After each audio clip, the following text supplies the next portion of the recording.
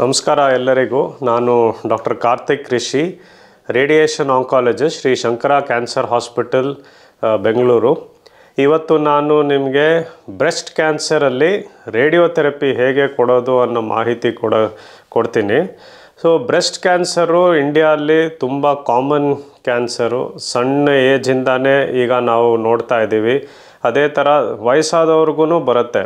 So almost from 20-25 ಇಯರ್ಸಿಂದ about 90 ಇಯರ್ಸ್ವರೆಗೂ ನಾವು breast cancer ಪೇಷಂಟ್ಸ್ನ ನೋಡ್ತೀವಿ. Radiation ಅನ್ನೋದು ಬ್ರೆಸ್ಟ್ ಕ್ಯಾನ್ಸರ್ ಟ್ರೀಟ್ಮೆಂಟಲ್ಲಿ ಒಂದು ತುಂಬ ಮುಖ್ಯವಾದ ಟ್ರೀಟ್ಮೆಂಟು. ಏನು ಮಾಡುತ್ತೆ ರೇಡಿಯೇಷನ್ನು ಬ್ರೆಸ್ಟ್ ಕ್ಯಾನ್ಸರಲ್ಲಿ ಅಂದರೆ, ಬ್ರೆಸ್ಟ್ ಕ್ಯಾನ್ಸರಲ್ಲಿ ಒಂದು ಭಾಗದಲ್ಲಿ ಗಡ್ಡೆ ಕಾಣಿಸ್ಕೊಂಡಾಗ ಅದೇ ಬ್ರೆಸ್ಟಲ್ಲಿ ಅಥವಾ ಪಕ್ಕದ ಬ್ರೆಸ್ಟಲ್ಲಿ ನಿಮಗೆ ಮತ್ತೊಮ್ಮೆ ಕಾಣಿಸ್ಕೊಳ್ದೇ ಅವಾಯ್ಡ್ ಮಾಡೋಕ್ಕೆ ಅಂತ ರೇಡಿಯೇಷನನ್ನು ಕೊಡ್ತೀವಿ. ಓಕೆ, ಸೊ ಯೂಶ್ವಲಿ ಸ್ಟಾರ್ಟಿಂಗೇ ನಾವು ರೇಡಿಯೋಥೆರಪಿ ಕೊಡೋದಿಲ್ಲ ಬ್ರೆಸ್ಟ್ ಕ್ಯಾನ್ಸರ್ ಟ್ರೀಟ್ಮೆಂಟಲ್ಲಿ. ಫಸ್ಟು ಕೀಮೊಥೆರಪಿ ಅಥವಾ ಸರ್ಜರಿ ಮಾಡ್ತಾರೆ. ಅದಾದಮೇಲೆ ಆ ಗಡ್ಡೆನ ತೆಗೆದಾದ್ಮೇಲೆ ಅದನ್ನು ಟೆಸ್ಟಿಗೆ ಕಳಿಸ್ತಾರೆ. ಈಗ ಬ್ರೆಸ್ಟ್ ಕ್ಯಾನ್ಸರಲ್ಲಿ 2 ಥರ ಟ್ರೀಟ್ಮೆಂಟ್ ಬರುತ್ತೆ. ಒಂದು ಕಂಪ್ಲೀಟಾಗಿ ಬ್ರೆಸ್ಟನ್ನ ರಿಮೂವ್ ಮಾಡೋ ಅಂಥ ಪರಿಸ್ಥಿತಿ ಬರ್ಬೋದು. ಆವಾಗ ನಾವು ಏನು ಮಾಡ್ತೀವಿ ಅಂದರೆ, ಆ ಬ್ರೆಸ್ಟನ್ನು ತೆಗ್ದಿರೋದನ್ನು ಟೆಸ್ಟಿಗೆ ಕಳಿಸ್ತಾರೆ, ಹಿಸ್ಟೋಪೆಥಾಲಜಿ ಟೆಸ್ಟ್. ಅಂದರೆ ಅದನ್ನು ನಾವು ಮೈಕ್ರೋಸ್ಕೋಪಲ್ಲಿ ನೋಡಿಬಿಟ್ಟು ಹೇಳ್ತೀವಿ ಯಾವ ಸ್ಟೇಜಲ್ಲಿದೆ ಅಂತ. ಈಗ ತುಂಬ ಅರ್ಲಿ ಸ್ಟೇಜ್ ಇತ್ತು, ಫಸ್ಟ್ ಸ್ಟೇಜ್ ಅಥವಾ ಸೆಕೆಂಡ್ ಸ್ಟೇಜ್ ಇದ್ದು ಬ್ರೆಸ್ಟನ್ನು ಪೂರ್ತಿ ತೆಗೆದಿದ್ರೆ ಆವಾಗ ಸಾಮಾನ್ಯವಾಗಿ ರೇಡಿಯೇಷನ್ ಅವಶ್ಯಕತೆ ಇರೋದಿಲ್ಲ. ಆದರೆ ಬರೀ ಬ್ರೆಸ್ಟಲ್ಲಿ ಇಲ್ಲದೇ ಕೆಲವು ಸಲ ಈ ಕಾಯಿಲೆ ಕಂಕ್ಲಲ್ಲೂ ಕೂಡ ಹರಡಿರತ್ತೆ. ಈಗ ರೈಟ್ ಸೈಡೆಡ್ ನಿಮಗೆ ಬ್ರೆಸ್ಟ್ ಕ್ಯಾನ್ಸರ್ ಇತ್ತು ಅಂದರೆ ನಿಮಗೆ ಅದು ರೈಟ್ ಸೈಡ್ ಕಂಕ್ಲಲ್ಲೂ ಕೂಡ ಹರಡಿರ್ಬೋದು. ಈ ಥರ ಕಂಕ್ಲಲ್ಲಿ ಹರಡಿದ್ರೆ ಆವಾಗ ರೇಡಿಯೇಷನ್ ಕೊಡಬೇಕಾಗತ್ತೆ. ಬ್ರೆಸ್ಟ್ ತೆಗ್ದಿದ್ರೂ ಕೂಡ ಮತ್ತೆ ಆ ಜಾಗದಲ್ಲಿ ಬರದೇ ಇರಲಿ ಅಂತ ನಾವು ರೇಡಿಯೇಷನನ್ನು ಕೊಡಬೇಕಾಗತ್ತೆ. ಎರಡನೇ ಸಿಚುವೇಶನ್ ಏನು ಅಂದರೆ, ಕೆಲವು ಜನಕ್ಕೆ ಪೂರ್ತಿ ಬ್ರೆಸ್ಟನ್ನು ತೆಗೆಯೋ ಅವಶ್ಯಕತೆ ಇರೋದಿಲ್ಲ. ಆ ಬ್ರೆಸ್ಟನ್ನು ಉಳಿಸಿದ್ರೆ ಆವಾಗ ಖಂಡಿತವಾಗ್ಲೂ ರೇಡಿಯೇಷನ್ ಕೊಡಬೇಕಾಗತ್ತೆ. ತುಂಬ ಅರ್ಲಿ ಸ್ಟೇಜಲ್ಲಿದ್ದು ಸುಮಾರು ಹೆಂಗಸರಿಗೆ ಬ್ರೆಸ್ಟನ್ನು ತೆಗೆಸೋ ಇಷ್ಟ ಇರೋದಿಲ್ಲ. ಎಸ್ಪೆಷಲಿ ಯಂಗ್ ವಿಮೆನ್ಗೆ ಬ್ರೆಸ್ಟನ್ನು ತೆಗೆಸೋ ಇಷ್ಟ ಇರೋಲ್ಲ. ಆ್ಯಂಡ್ ಅದು ಮಾಡಲೂಬಾರ್ದು. ಎಲ್ಲಿ ಆಗುತ್ತೋ ಅಲ್ಲಿ ಬ್ರೆಸ್ಟನ್ನು ಉಳಿಸೋ ಪ್ರಯತ್ನ ಮಾಡಬೇಕು. ಆ ಥರ ಬ್ರೆಸ್ಟನ್ನು ಉಳಿಸಿದ್ರೆ ಆವಾಗ ಖಂಡಿತವಾಗ್ಲೂ ರೇಡಿಯೇಷನ್ ಕೊಡಬೇಕು. ಯಾಕಂದರೆ ನಾನು ಹೇಳ್ದಂಗೆ ಒಂದು ಕಡೆ ಬ್ರೆಸ್ಟಲ್ಲಿ ಕಾಣಿಸ್ಕೊಂಡ್ರೆ ಅದೇ ಬ್ರೆಸ್ಟಲ್ಲಿ ಬೇರೆ ಕಡೆ ಕಾಣಿಸ್ಕೊಳ್ಳೋ ಸಾಧ್ಯತೆ ಇರುತ್ತೆ. ಸೊ ರೇಡಿಯೇಷನ್ ಮೂಲಕ ಅದು ತಡಿಬೋದು, ನಾವು ಬೇರೆ ಕಡೆ ಬರ್ದೇ ನೋಡ್ಕೋಬೋದು. ಸೊ ಈ ರೇಡಿಯೇಷನ್ ಅಂದರೆ ಏನು? ಇದು ಎಕ್ಸ್ರೇ ಟ್ರೀಟ್ಮೆಂಟು. ಇದರಲ್ಲಿ ನಿಮ್ಗೆ ಯಾವ ಥರದ್ದು ಹೀಟ್ ಆಗಲಿ, ಕರೆಂಟು, ಶಾಕ್, ಬರ್ನಿಂಗ್ ಏನೂ ಇರಲ್ಲ. ತುಂಬ ಜನರು ಬರಬೇಕಾದ್ರೆ ಹೆದರ್ತಾರೆ, ಹೇಳ್ತಾರೆ ಸುಟ್ಟೋಗ್ಬಿಡ್ತೀವಿ, ನಮಗೆ ನೋವು ಆಗತ್ತೆ. ಇಲ್ಲ, ಆ ಥರ ಏನೂ ಇಲ್ಲ. ರೇಡಿಯೇಷನ್ನಿಂದ ಯಾವ ಥರದ್ದು ನೋವು ಆಗೋದಿಲ್ಲ. ಆದರೆ ಬರೀ ಎಕ್ಸ್ರೇ ಟ್ರೀಟ್ಮೆಂಟ್ ಅಷ್ಟೇ. ಯೂಶ್ವಲಿ ಈ ಬ್ರೆಸ್ಟ್ ಕ್ಯಾನ್ಸರಲ್ಲಿ ರೇಡಿಯೇಷನ್ ಕೊಟ್ಟಾಗ 3ರಿಂದ 4 ವಾರ ತಗೋಬೇಕಾಗತ್ತೆ. ಮುಂಚಿನ ಕಾಲದಲ್ಲಿ ಫಸ್ಟು 5ರಿಂದ 7 ವಾರವರೆಗೂ ರೇಡಿಯೇಷನ್ ಕೊಡ್ತಾ ಇದ್ವಿ ನಾವು. ಈಗ ಅಡ್ವಾನ್ಸ್ಮೆಂಟ್ಸ್ ಆಗಿರೋದ್ರಿಂದ ನಾವು ಟ್ರೀಟ್ಮೆಂಟನ್ನು 3ರಿಂದ 4 ವಾರದಲ್ಲೇ ಕಂಪ್ಲೀಟ್ ಮಾಡ್ಬೋದು. ವಾರದಲ್ಲಿ 5 ದಿನ ಬಂದು ಟ್ರೀಟ್ಮೆಂಟ್ ತೊಗೋಬೇಕಾಗತ್ತೆ. ಒಂದು 10 ನಿಮಿಷ ಟ್ರೀಟ್ಮೆಂಟ್ ಇರುತ್ತೆ. ಒಂದು ಅಪಾಯಿಂಟ್ಮೆಂಟ್ ಟೈಮ್ ಕೊಡ್ತೀವಿ, ಅದೇ ಟೈಮ್ ಬಂದು ಟ್ರೀಟ್ಮೆಂಟ್ ತೊಗೊಂಡು ಹೋಗ್ಬೋದು. ಸೊ ಯೂಶ್ವಲಿ ಏನೇನು ಕ್ವೆಶ್ಚನ್ಸ್ ಕೇಳ್ತಾರೆ ಅಂದರೆ, ಈ ರೇಡಿಯೇಷನಿಂದ ಕೂದಲು ಉದುರತ್ತಾ, ಸುಸ್ತಾಗತ್ತಾ, ಆ ಥರ ಎಲ್ಲ ಏನೂ ಇರೋದಿಲ್ಲ.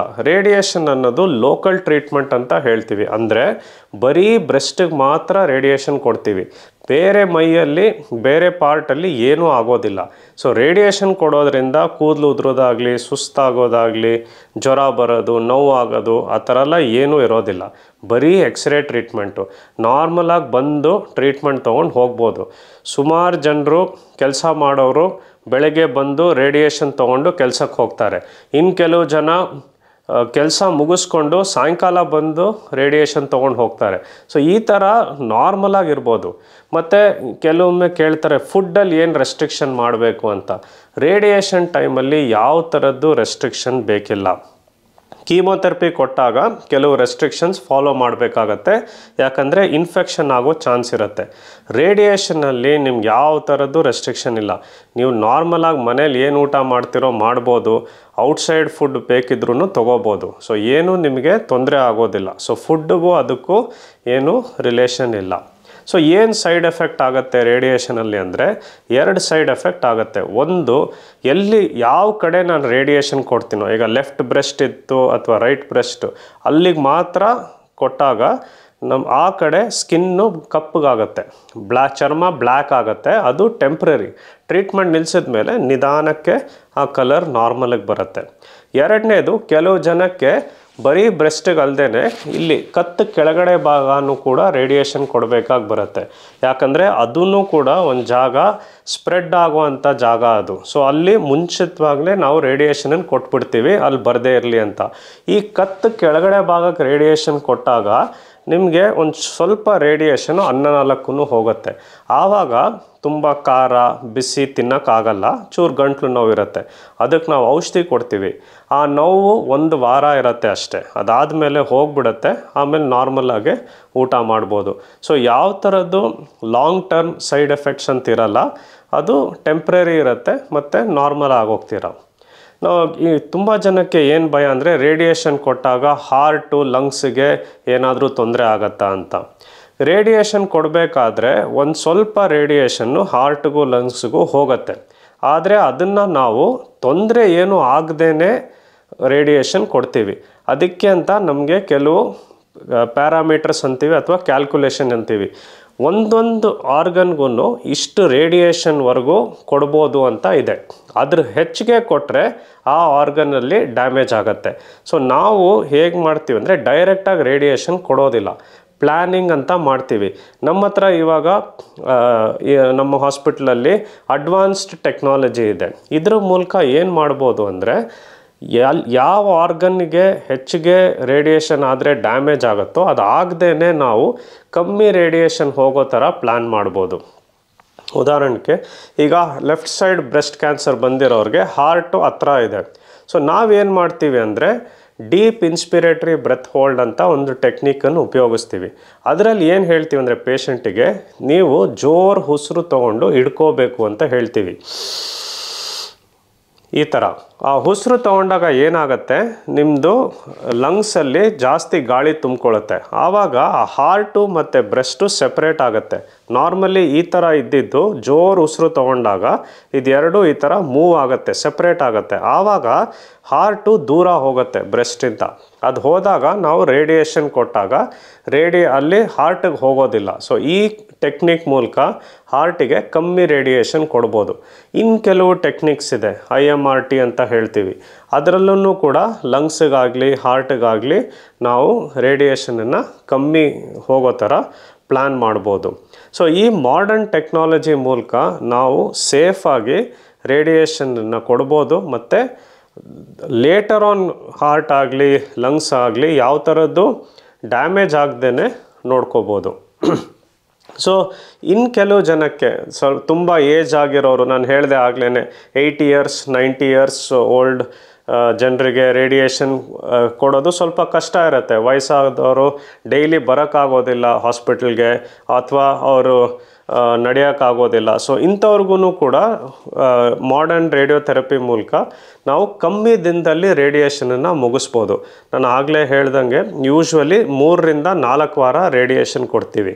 ಬಟ್ ಈ ಥರ ಬರದೇ ಇರೋರಿಗೆ, ಅಥವಾ ಇನ್ನು ಕೆಲವು ಜನ ಬೇರೆ ಔಟ್ಸೈಡಿಂದ ಬಂದಿರ್ತಾರೆ ಬೆಂಗಳೂರಿಗೆ ಟ್ರೀಟ್ಮೆಂಟ್ ತೊಗೋಬೇಕು ಅಂತ, ಹೆಚ್ಚಿಗೆ ದಿನ ಇರೋಕ್ಕಾಗಲ್ಲ ಬ್ಯಾಂಗ್ಳೂರಲ್ಲಿ. ಸೊ ಈ ಥರ ಇದ್ದಾಗ ನಾವು 5 ಡೇಸಲ್ಲೂ ಕೂಡ ರೇಡಿಯೇಷನನ್ನು ಕಂಪ್ಲೀಟ್ ಮಾಡ್ಬೋದು. ಅದು ಎಲ್ಲರಿಗೂ ಮಾಡೋಕ್ಕಾಗಲ್ಲ, ಆದರೆ ಕೆಲವು ಸೆಲೆಕ್ಟೆಡ್ ಪೇಷಂಟ್ಸಲ್ಲಿ 5 ಡೇಸಲ್ಲಿ ಟ್ರೀಟ್ಮೆಂಟ್ ಕಂಪ್ಲೀಟ್ ಮಾಡ್ಬೋದು. ಸೊ ಇದರಲ್ಲಿ ಅಡ್ವಾಂಟೇಜ್ ಏನಿದೆ ಅಂದರೆ, ಕಾಯಿಲೆನೂ ಕೂಡ ವಾಸಿ ಆಗುತ್ತೆ, 1 ವಾರದಲ್ಲೇ ಟ್ರೀಟ್ಮೆಂಟ್ ಕಂಪ್ಲೀಟ್ ಆಗುತ್ತೆ, ಮತ್ತು ಸೈಡ್ ಎಫೆಕ್ಟ್ಸು ಕೂಡ ಇರೋದಿಲ್ಲ. ಸೊ ಯಾವ ಪೇಷಂಟ್ಗೆ ಯಾವ ಥರ ಅಂತ ನಾವು ಸ್ಟಡಿ ಮಾಡಿ ರಿಪೋರ್ಟ್ಸ್ ಎಲ್ಲ ನೋಡಿಬಿಟ್ಟು ಡಿಸೈಡ್ ಮಾಡ್ತೀವಿ. So radiation for breast cancer ತುಂಬಾ ಸೇಫ್ ಟ್ರೀಟ್ಮೆಂಟು. ಯಾವ ಥರದ್ದು ಮೇಜರ್ ಸೈಡ್ ಎಫೆಕ್ಟ್ಸ್ ಇಲ್ಲ. ಕೂದಲು ಉದುರೋದಾಗಲಿ, ಸುಸ್ತು, ಜ್ವರ ಬರೋದು ಏನೂ ಇಲ್ಲ. Very mild side effects. ಸ್ವಲ್ಪ ಚರ್ಮ ಕಪ್ಪಗಾಗತ್ತೆ, ಗಂಟ್ಲಲ್ಲಿ ನೋವು ಆಗ್ಬೋದು, ಅದೂ ಕೂಡ ಟೆಂಪ್ರರಿ. ಟ್ರೀಟ್ಮೆಂಟ್ ಮುಗಿದ ಮೇಲೆ ನಾರ್ಮಲ್ ಆಗುತ್ತೆ. ಟ್ರೀಟ್ಮೆಂಟ್ ಟೈಮಲ್ಲಿ ನಾರ್ಮಲಾಗಿರ್ಬೋದು, ನಿಮ್ಮ ಕೆಲಸ ಮಾಡ್ಕೋಬೋದು, ಆಚೆ ಓಡಾಡ್ಬೋದು, ಎಲ್ಲ ಫುಡ್ಡು ತಿನ್ಬೋದು, ಯಾವ ಥರದ್ದು ರೆಸ್ಟ್ರಿಕ್ಷನ್ ಇರೋದಿಲ್ಲ. And it is very effective treatment. ನಿಮ್ಮದು cure rates are very high when in early breast cancer. And advanced ಇದ್ರೂ ಕೂಡ ವಾಪಸ್ ಬರದೆ ನೋಡ್ಕೊಳ್ಳುತ್ತೆ. ಸೊ ಇನ್ನೇನಾದರೂ ಹೆಚ್ಚಿಗೆ ಮಾಹಿತಿ ಬೇಕು ಅಂದರೆ ನಮ್ಮನ್ನು ಕಾಂಟ್ಯಾಕ್ಟ್ ಮಾಡ್ಬೋದು, ಅಥವಾ ನಮ್ಮ ಹಾಸ್ಪಿಟ್ಲಿಗೆ ಬಂದು ನೋಡ್ಬೋದು, ನಮ್ಮ ಟೆಕ್ನಾಲಜಿನ ನೋಡ್ಬೋದು, ಡಾಕ್ಟರ್ ಹತ್ರ ಮಾತಾಡ್ಬೋದು. ಸೊ ಬ್ರೆಸ್ಟ್ ಕ್ಯಾನ್ಸರ್ಗೆ ರೇಡಿಯೇಷನ್ ಅಂತ ಸಜೆಸ್ಟ್ ಮಾಡಿದಾಗ ಭಯ ಪಡಬೇಡಿ. It is a very safe treatment and you will do well. Radiation ತೊಗೊಂಡ್ರೆ ಚೆನ್ನಾಗಿರ್ತೀರ. Thank you very much.